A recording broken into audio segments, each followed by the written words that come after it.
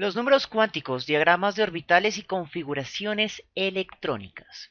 Los primeros modelos atómicos, a pesar de que formalmente eran matemáticos, existía una fuerte posibilidad de convertirlos en versiones análogas de lápiz y papel. Desde los modelos escolarizados, como los de Dalton, Thomson, Rutherford, pasando por otros tantos que no llegaron a las escuelas, e inclusive los dos primeros modelos cuánticos de Bohr y Sommerfeld. En todos ellos podemos hacer un dibujo que representa análogamente a un átomo.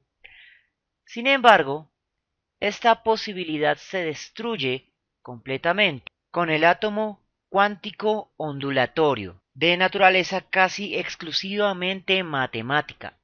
Y es que no se pueda dibujar una imagen del átomo cuántico. El problema es que aunque generáramos esa imagen, esta imagen no necesariamente sería análoga a como podría verse realmente un átomo si es que se pudiera ver. Además, generar un modelo pictórico del átomo cuántico es en su mayor parte irrelevante para nuestros propósitos, especialmente para los propósitos de un curso de química general. Nuestro objetivo primordial es el entendimiento de las propiedades de la materia.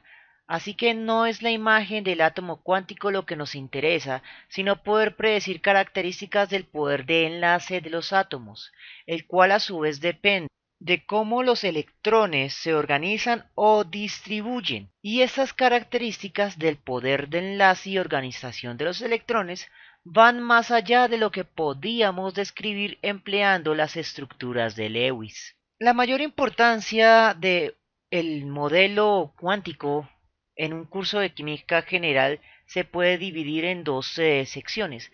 La primera es poder ubicar rápidamente un elemento en una tabla periódica y la segunda permite describir la geometría molecular de sustancias simples. Para poder entender estos poderes de enlace cuánticos es necesario entender cómo se cuantizan los electrones en un átomo. Recordemos que la distribución de los electrones alrededor de un átomo de Bohr empleaba la analogía de los planetas orbitando alrededor del Sol.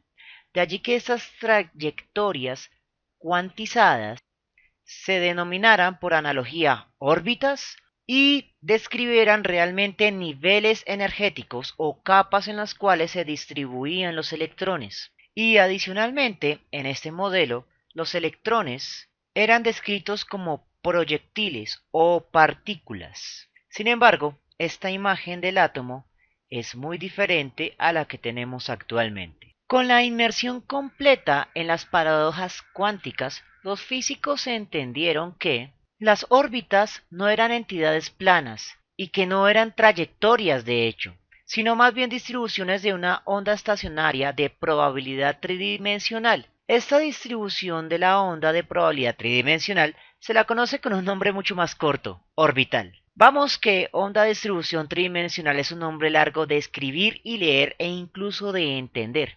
La forma de estas ondas fue determinada en 1926 gracias al trabajo del físico austríaco Erwin Schrödinger, quien propuso una ecuación, en la actualidad conocida como la ecuación de onda de Schrödinger, que incorpora tanto el comportamiento ondulatorio como el comportamiento similar a partículas del electrón.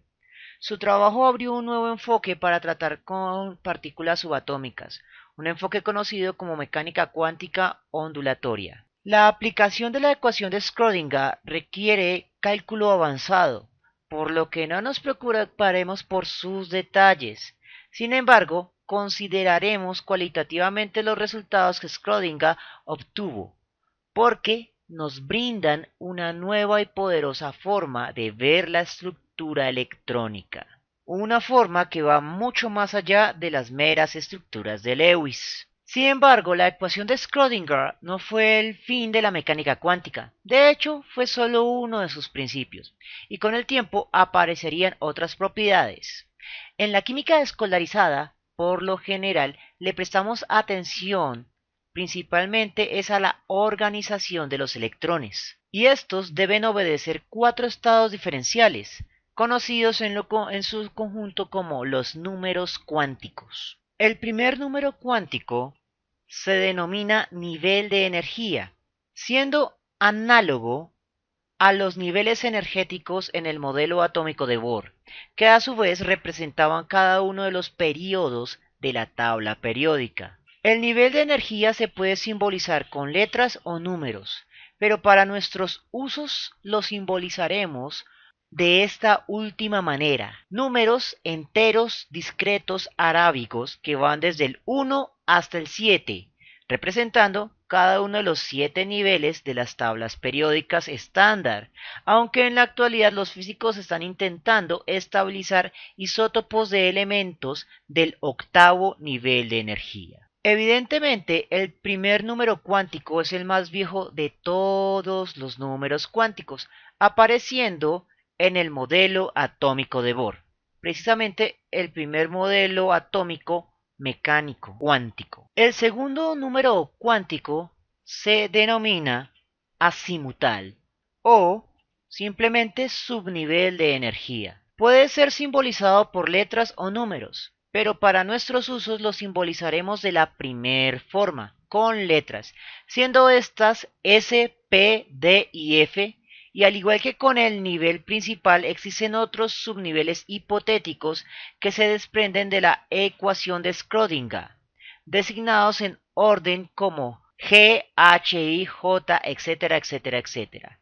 Solo existen como entidades matemáticas. El segundo número cuántico está asociado al segundo modelo atómico cuántico, el modelo atómico de Sommerfeld. El tercer número cuántico se denomina orbital o número magnético. Formalmente se simboliza como un código que combina números y letras, pero para nuestros usos lo representaremos como cajas, cajas que a su vez representan cada una de las soluciones de la ecuación de Schrödinger para ondas estacionarias, por lo que su solución es una forma tridimensional o volumen que se distribuye con un ángulo definido en el espacio. Cada orbital posee una forma y un ángulo propios que dependerán de su nivel energético y de su azimutal, por lo que los orbitales tienen formas diferentes. Por ejemplo, el orbital 1s y el orbital 2s tienen formas diferentes de onda estacionaria, aunque superficialmente parezcan esferas, solo por poner un ejemplo, aunque ahondaremos en este detalle en la próxima lección. Y es bastante evidente que los orbitales aparecen en la fórmula de Schrödinger para la ecuación del modelo mecánico ondulatorio del átomo. El cuarto número cuántico se denomina spin, que traduce algo así como el giro del electrón, y se representa como flechas. Aparece debido a una propiedad cuántica conocida como el principio de exclusión de Pauli, que dice que un electrón no puede compartir los mismos números cuánticos con otro electrón, por lo que cada electrón de un átomo tiene una serie única de los 4 números cuánticos. La organización cuántica de los electrones puede representarse de muchas maneras, siendo estas la de 4 números cuánticos en sentido vertical, la de 4 números cuánticos en sentido horizontal, la de 3 números cuánticos que también se puede representar en sentido vertical o en sentido horizontal. Estas tres primeras, al representar a los orbitales de manera explícita, es conocida en los libros de texto como los diagramas de orbitales. Otras maneras de representar la distribución de los electrones en un átomo es mediante la representación con dos números cuánticos, también conocida como la configuración electrónica desplegada. Esta es la configuración electrónica que generalmente se le pide a los estudiantes. Sin embargo, no es la única tampoco de las más simples. También podemos presentar la configuración con dos números cuánticos resumida, que es el modo en el cual aparece la configuración electrónica en las tablas periódicas. Y finalmente, la representación con un solo número cuántico que anacrónicamente es asociada al modelo atómico de Bohr, aun cuando el modelo atómico de Bohr solo hablaba del átomo de hidrógeno. Y hay que admitir que en el modelo cuántico ondulatorio también se representa de manera completa al átomo de hidrógeno, siendo todos los demás átomos meras aproximaciones matemáticas con ciertos detalles no tenidos en cuenta para que la ecuación no se hiciera demasiado compleja. En la lección de hoy nos enfocaremos en los diagramas de orbitales, específicamente en el de 4 números cuánticos más la representación de la energía en vertical. Esta distribución electrónica depende en últimas de la energía de los electrones, la cual a su vez es descrita por un modelo, conocido alternativamente como el diagrama de Aufbau o la regla de Madelung, que es este diagrama que vemos a la izquierda. A su vez, cuando ya hemos organizado el diagrama de orbitales vacío, cuando se va a llenar con electrones se debe seguir el principio de exclusión de Pauli. Sin embargo, hay un detalle relativamente tramposo. Estas dos reglas solo nos sirven para llenar de manera exitosa la configuración de diagrama de orbitales para los elementos que terminan en los subniveles S y en los subniveles P. Los subniveles D y los subniveles F no siguen de manera completa el modo en que se llenan los electrones por el diagrama de Aufbau. Así que cuando se le requiera realizar una configuración electrónica de los subniveles D o los subniveles F, es necesario de manera absoluta tener la tabla periódica, o que le digan que lo que usted va a proponer es simplemente una hipótesis. Ahora, el detalle principal es que el diagrama de Aufbau que vemos en la presente imagen es también una mera representación compacta del diagrama de orbitales. Se supone que empleando este diagrama debemos crear un diagrama de orbitales. Una de las claves principales es que el diagrama es siempre el mismo para cualquier átomo. Lo que cambia es que dependiendo del átomo uno llena más orbitales que en otros, pero el diagrama general es el mismo. Para poder construir el diagrama de orbitales con el diagrama de Aufbau también hay que tener en cuenta la relación orbital y subnivel. Por cada uno de los subniveles hay una cantidad de orbitales. Por ejemplo, el subnivel S solo tiene un orbital. El subnivel P tiene 3 orbitales. El subnivel D tiene 5 orbitales y el subnivel F tiene 7 orbitales. Como se pueden dar cuenta, se va sumando de a 2 orbitales quedando una sucesión de impares. 1, 3, 5, 7. Eso implica que el hipotético orbital G tendría 9 orbitales y así sucesivamente. En un diagrama de orbitales, en la cual la energía se representa de manera vertical, generalmente comenzamos en la base, con el primer orbital, que será el 1s de orbital único. Y la energía va a ir ascendiendo hasta que los completemos todos. Ahora vamos a comenzar con el siguiente que será el 2s también de orbital único. El siguiente será el 2p que posee 3 orbitales. El siguiente, siguiendo la dirección de la flecha sólida de 2p, nos envía a el 3s, nuevamente de orbital único. Desde el 3s pasamos al 3p, que posee nuevamente 3 orbitales. Desde el 3p debemos seguir con la flecha sólida hacia el 4s, de orbital único. Desde el 3d seguimos con la flecha sólida hacia 4p y hacia 5s. Y ascendemos en la energía. Después del 5s, retornamos por la línea segmentada al 4d. Y en 4d vamos a tener 5 orbitales, luego 5p con 3 orbitales y después 6s. Desde el 6s retornamos por la línea segmentada subnivel 4f que tiene 7 orbitales. Ascendemos en la energía y continuamos. Desde el 4f llenamos el 5d, el 6p y el 7s. Y continuamos. Desde el 7s podríamos seguir llenando el 5f, el 6d, etc.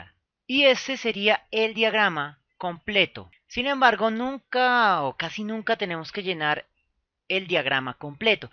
simplemente porque muy pocos átomos tienen los suficientes electrones para llenar la mayoría de los orbitales. Realicemos pues el diagrama de orbitales para los 10 primeros elementos de la tabla periódica. Comencemos con el hidrógeno. El número atómico del hidrógeno es 1. Significa que solo tiene un electrón y por lo tanto solo puede llenar parcialmente el primer orbital del subnivel S primer nivel. Por lo tanto, la configuración electrónica para el hidrógeno se puede resumir de la siguiente manera. 1s, orbital único, un electrón. Para el caso del helio, que tiene un número atómico de 2, se supone que normalmente tendrá 2 electrones. Esos 2 electrones se van a posicionar en el primer orbital del subnivel S del primer nivel. La razón de eso nuevamente es que los electrones se van llenando primero en los orbitales de menor energía. Y solo cuando estos orbitales están completamente llenos comenzamos a llenar los siguientes orbitales, en el estado basal de energía. El otro detalle a tener en cuenta es que la configuración electrónica del helio se escribirá sin los demás orbitales.